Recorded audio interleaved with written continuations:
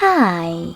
In front of me is Motorola Moto E22i, and today I would like to show you how you can edit passwords saved in Google Passwords Manager. Begin by going into Devices Settings and scrolling down to access Google section. Now tap on Autofill. Autofill with Google and Google Password Manager.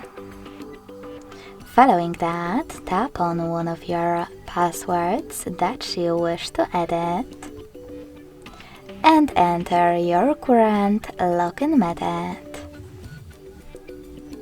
Then click on Edit button next to the delayed one and change wherever you wish to.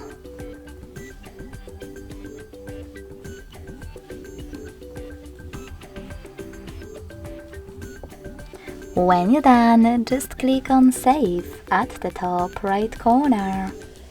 So when I do that, as you can see, my password has changed. Thanks so much for watching. If you enjoyed this video, don't forget to leave a like, comment and subscribe. Bye!